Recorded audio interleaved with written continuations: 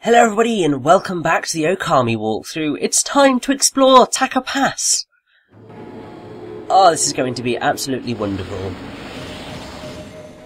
I do really like the music throughout Taka Pass. It's nice and sort of happy, positive, and you get this wonderful flute strain throughout it. It's just beautiful.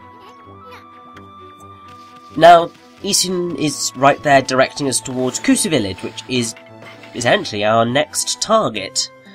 But before we go to Kusa Village, there is quite a bit that we can actually do in Taka Pass. I.e. feed the birds. Unfortunately, it's not tuppence a bag, but oh well. And for anyone who doesn't get that reference, it's Mary Poppins. And for anyone who needed me to tell you that that was from Mary Poppins, please educate yourself, because it's one of kind of the best Disney songs out there.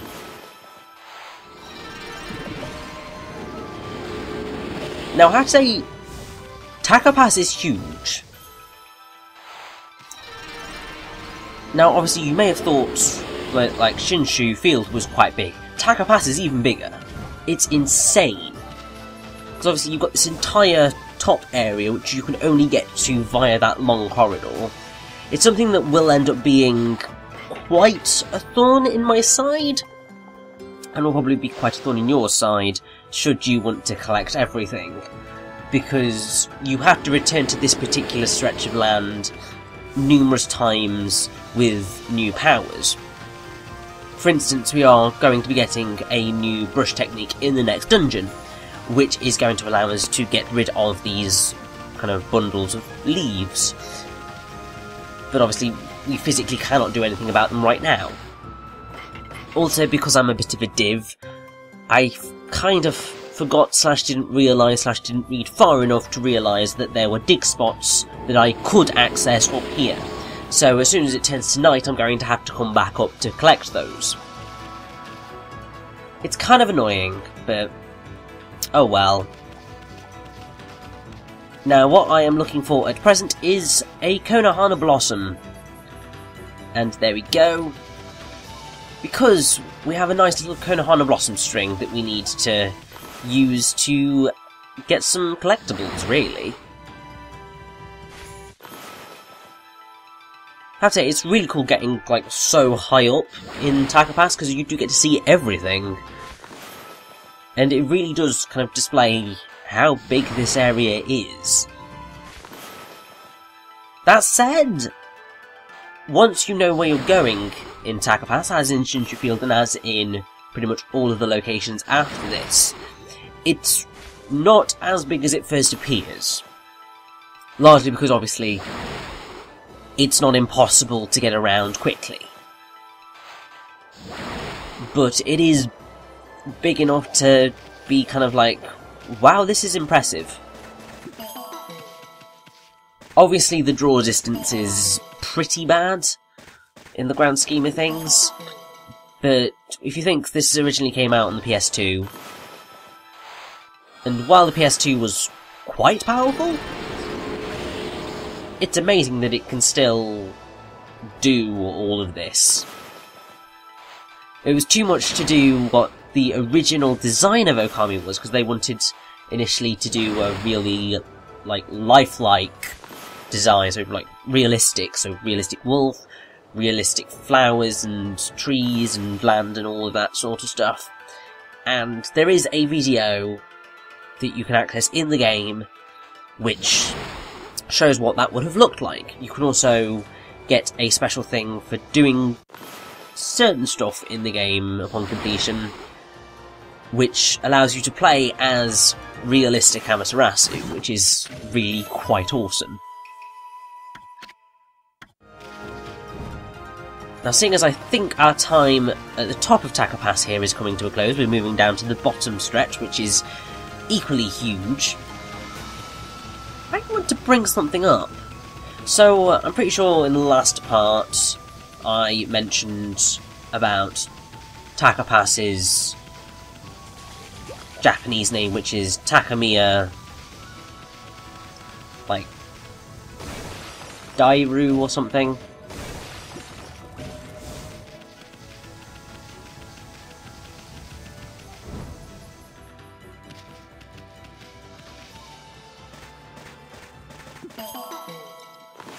And yeah, Takamiya Daira, which means literally means Plain of the High Shrine. Now, I believe I said I couldn't figure out how that kind of related to an actual location in Japan. Well, that's because I'm a bit of an idiot. But I actually tweeted at Hideki Kamiya to ask him, does Taka Pass have a real-life equivalent in Japan? Like Shinshu Field and so on and so forth. And he said yes. It's actually one of the towns in his hometown. So, if you go on Google Maps, you can find Takamiya in the Nagano Prefecture. And there are a few other locations in the Nagano Prefecture that will come into importance in later areas. So, there's a place called Sasabe. There's also a place called Ryoshima. And also what's really cool is that there's also a place called Nami Yanagi, which has great influence on, well, relates very specifically to the legend of 100 years ago, which features Nagi and Nami. So, a lot of the names and stuff from Okami actually come from Hideki Kamiya's hometown, which I really do think is awesomely cool. I wanted to try and find some other things that work, but I haven't found anything yet, but I'm certainly going to keep this map, or specific area of the map, open for me for whenever I need to have a little peek to see if there's any other areas that would link. But I mean, there is also a Takamiya in other areas of Japan. I mean, if you just type in like Takamiya, I think it sends you to Shiga Prefecture. But that's not exactly where Kamiya is referencing. He's referencing his hometown, which is awesome. And now, here we go. We have run into the Molsters. Thankfully, it's the Molsters, not with an E. Otherwise, this would be a very worrying name. Now, their Japanese name is Mogura Gurentai, which is Mole Gang of Young Toughs, and basically it's whack-a-mole. The whole point is hit Moley. And you've got to do it 3 times to get, I believe it's Teapot, that is owned by, or, well, was stolen from that guy who's, like, right at the front of Taka Pass. Well, it's not necessarily his teapot, but his tea. Now, this particular run is actually very nice and easy. If you come back to these guys a little bit later, well, let's just say it's incredibly tough. I will be showing it off, but oh my good god.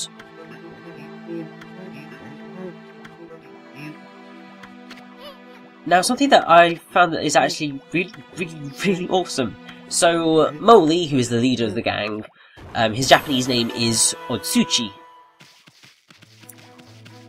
Now, Otsuchi, which literally means large hammer or mallet, is a large wooden war mallet used by the samurai class of feudal Japan. So, Mole's Japanese name is Large Mallet. So basically, you are whacking the mole. It's a pun on whack-a-mole. The other 4 moles are called Lil Moly, and their Japanese name is Kotsuchi. I'm not quite sure about the translation of that. My assumption would be that it's like Little Hammer, because that would make sense, because the O or the Ot is like great, because Okami is Great Wolf. So that would suggest that Tsuchi is hammer. So Kotsuchi would suggest that it's something like Little Hammer. And also on the Little Molies, they all have kanji on their kind of shirts, which they represent the numbers 1 to 4, and each member has a different number. So you've got Little Moly 1, Little Moly 2, Little Moly 3, Little Moly 4, and then Moly. So that's a nifty little fun thing for you there.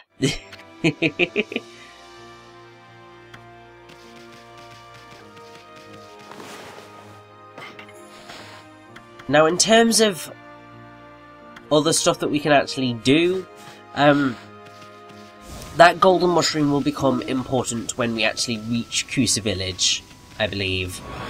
But until then, it's just going to sit there in our inventory. But I believe that now we are actually going to head into more of the plain area. So up through that gate there is Kusa Village. We have a little dog here, which is potentially one of the first dogs that you will feed, because you may not have fed... I think it's Hayabusa in Kamiki, you may not have fed Umi in Agata Forest.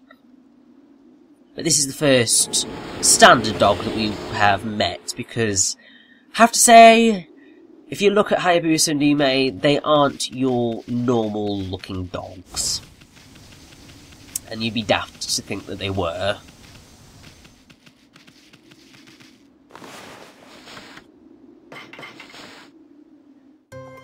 Now I feel I should probably point out some of the landmarks in Taka Pass. So there is a mermaid fountain, which you will need to restore. I believe it's beat up a demon gate and it will come back to life. There is Mr. and Mrs. Cutter's place, who we will be visiting eventually. And there is also a guy who likes to dig, but we're not going to be... I don't think we're going to be visiting him today, at least. Either way, you're going to be spending a reasonable amount of time in Taka Pass. Or at least this region of the world. Because... really, you don't move any further than this before we have to go back and hopefully try and take down Orochi. I mean, that's kind of a spoiler, because the way the game builds itself up is you expect the game to finish after beating Orochi, and I mean, that is a kind of massive spoiler that it doesn't. But the fact that this walkthrough is going to be very, very long would suggest, yeah, no, it's a long game, it's not going to end right there. But kind of Taka Pass is like the third area of this third of the game. So it's important, and a lot is going to happen in this region. So what this spring girl is bringing up is about the mermaid springs, which we have just restored. Basically, you can see that part of the surface of the spring is glowing.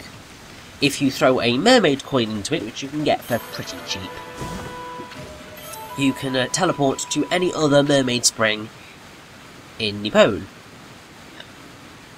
Obviously, that is an absolute godsend, because we are not going to have access to any sort of transportation powers for quite a while. There is a point where you can get better transportation powers than the mermaid springs allow, but at least for the time being, the mermaid springs are going to be your best bet for getting around this place quickly. There's generally only one mermaid spring per area, and I believe that there are fewer mermaid springs than there are actual locations, but oh well.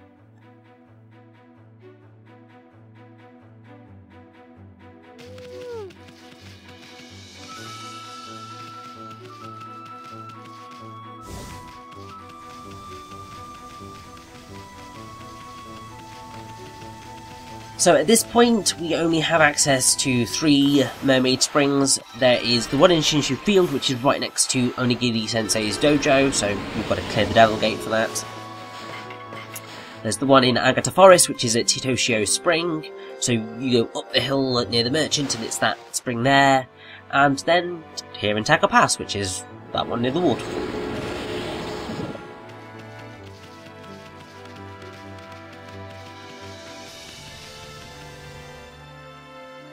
Now, something that is actually quite cool is that when Ami swims into the pulsating wave of a mermaid spring, she actually retains her breathing capability, so she won't drown in it. Which is really quite awesome. Also, even though the teleportation between mermaid springs are directly transporting Ami into the water, standing above the water on lily pads or equipping the water tablet allows the use of both mermaid coins and another move called Fountain, so you're all good no matter how you want to access the mermaid springs. You can also find small puddles that resemble mermaid springs, so there's one found in Madame Fawn's house, but they don't act as mermaid springs, they just heal Ami's solar energy and ink pots.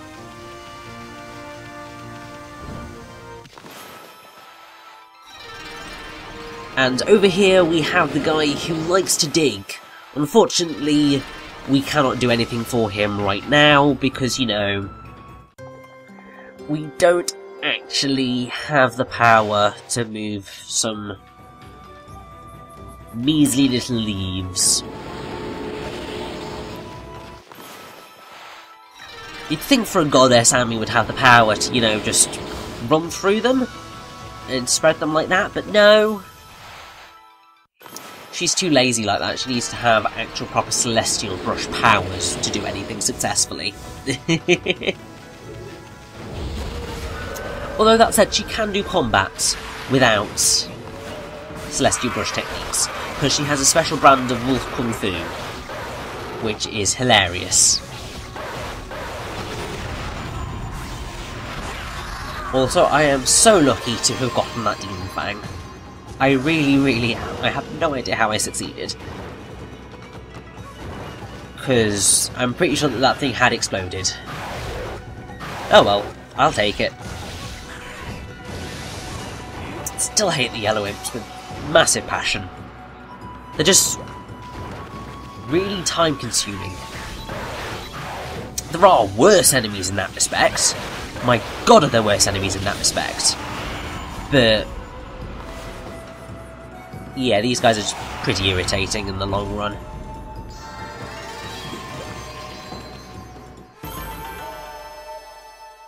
Either way, I believe, other than the dig spots, we've pretty much covered every single bit of Taka Pass that we can at the moment. Because obviously we can't do anything more until we get a new brush technique. There's also a couple of dig spots which are too hard for us to get through, so we need to wait until we can upgrade that. And yeah.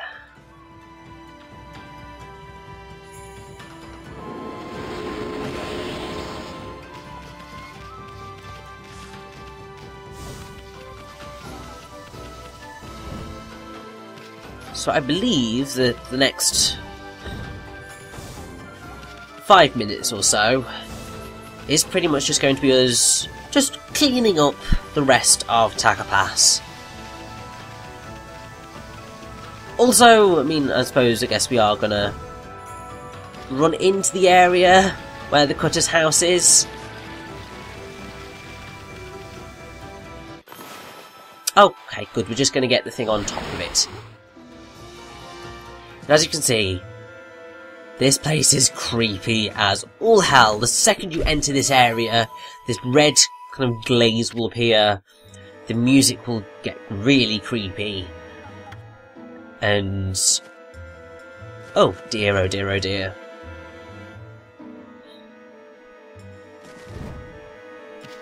Now, if you come here during the middle of the day, then Mr. and Mrs. Cutter will be out. And yeah, they are gonna try and kill you. Basically, they can't one-hit kill you, but trust me, they will chase after you. Because they want to eat you.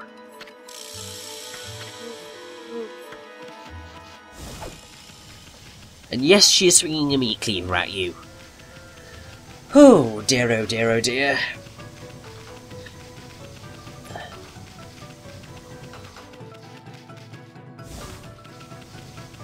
Now, I believe that there is something else that I appear to have missed, which I'm going to collect now. Basically, yeah. The way that the guide that I was using to do this run was structured left a little bit to be desired in the end, really. Because it left all of the dig spots right until the end of each area. It's just like, I could have got these earlier, god damn it.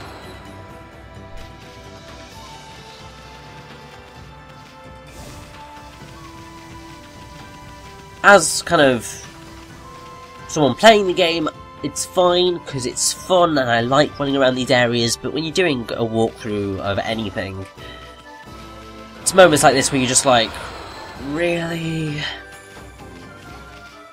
Just wanted a nice, easy run. Nice, clean run where everything would be picked up as and when it became available, and wouldn't have to revisit places.